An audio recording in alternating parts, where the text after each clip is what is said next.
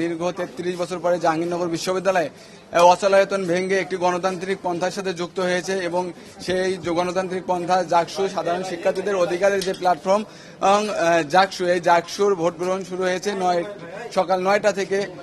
আমরা দীর্ঘদিন পরে যে এই নির্বাচনটা হচ্ছে, যারা এখানে ভোটার এবং প্রার্থী তারা এই জেনজে কখনোই এই গণতান্ত্রিক প্রক্রিয়ার সাথে যুক্ত হওয়ার সুযোগ পায়নি। প্রথমত ভোটার এবং প্রার্থী হওয়ার ফলে শিক্ষার্থীদের মাঝে একটি অন্যরকম সাড়া ফেলেছে এই নির্বাচন, এবং একজন প্রার্থী এবং ভোটার হিসাবে আমি এই যে ভোটের ব্যবস্থা এটাকে খুবই সুন্দরভাবে গ্রহণ করছি। আর বলতে চাই যে দীর্ঘদিন পরে যে এই আমাদের ভোট, সেই ভোটের পরিবেশ যদি বলি, আমরা গতকাল থেকে এখন পর্যন্ত প্রশাসনের বিভিন্ন জায়গাতে বিভিন্ন অসঙ্গতি এবং গাফিলতি, একই সাথে তাদের মনে হয় স্বজনপ্রীতি লক্ষ্য করেছি। এই নির্দিষ্ট একটি ছাত্র সংগঠন এবং আমরা জানি ২৪-এর যে ফ্যাসিস্ট আওয়ামী লীগ এবং তার সংগঠন নিষিদ্ধ ছাত্রলীগকে পুনর্বাসিত করে এমন একটি প্রার্থী, তাদের বিষয়ে প্রশাসন খুবই উদাসীন এবং তাদেরকে বিভিন্নভাবে সুযোগ সুবিধা দিয়ে যাচ্ছে।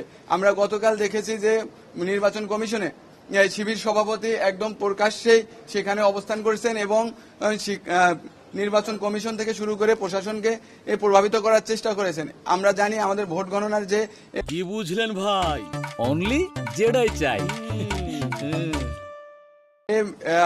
মেশিনগুলো নিয়ে আসা হয়েছে, সেগুলো এক প্রকার একটি ছাত্র সংগঠনের মদতপুষ্ট লোক বা তাদের কোম্পানির কাছ থেকে নিয়ে আসা, যার জন্য আমরা গতকাল থেকে প্রশাসনকে লিখিত আকারে এবং মৌখিকভাবে কয়েক দফায় জানিয়েছি যে আসলে আমরা চাই যে আমাদের ভোটটা ম্যানুয়ালি গণনা করা হোক। এবং একই সাথে আমরা দেখেছি যে সকালবেলায় কাজী নজরুল ইসলাম হলে শিবির সভাপতি ঢুকেছেন এবং শিক্ষার্থীদেরকে ম্যানিপুলেট করার চেষ্টা করেছেন, যেখানে দেখবেন যে শিক্ষার্থীরাই আসলে তাকে গ্রহণ করেনি, তাকে হল থেকে বের করে দিয়েছে।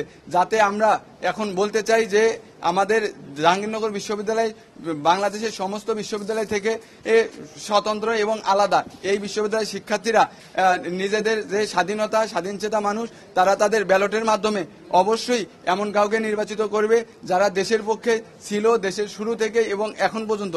তারা ৭১ অথবা ২৪ কোনো সময়েরই যারা দেশের শত্রু, জাতির শত্রু ছিল এমন কাউকেই নির্বাচিত করবে না। ভোটের মাধ্যমে আমরা সেটাই লক্ষ্য করব বা সেটাই সেই ফলাফলই আসবে। আর যার জন্য বাংলাদেশ জাতীয়তাবাদী ছাত্রদল সমর্থিত যে প্যানেল, এই প্যানেল এবং জাতীয়তাবাদী ছাত্রদল সবসময় দেশের শুরু থেকে দেশের ক্লান্তি লগ্নে সবসময় গণতান্ত্রিক যাত্রাকে অব্যাহত রাখার জন্য লড়াই সংগ্রাম করে গেছে এবং আজকেও যাচ্ছে।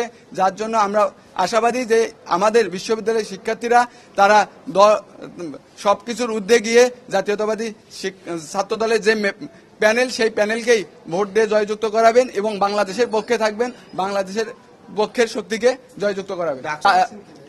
আমরা বলেছি যে জাহাঙ্গীরনগর বিশ্ববিদ্যালয় কিন্তু ভোটের পরিবেশ বিঘ্নিত করার জন্য ছাত্র শিবির একটি পায়তারা করেছে এবং ঢাকা বিশ্ববিদ্যালয়ে তো আমরা দেখেছি যে এই ছাত্র শিবিরের বিরুদ্ধে হাজারো এলিগেশন যে তারা বিভিন্নভাবে ভোটকে ট্যাম্পারিং করেছে, আগে ভোট দিয়ে রেখেছে, যার জন্য এই আমরা ঢাকা বিশ্ববিদ্যালয়ে যেটা দেখেছি সেটার প্রভাব কোনো ক্রমেই জাহাঙ্গীরনগর বিশ্ববিদ্যালয়ে পড়বে না। কারণ আমি বারবার বলেছি যে জাহাঙ্গীরনগর বিশ্ববিদ্যালয় সবকিছুতেই আলাদা।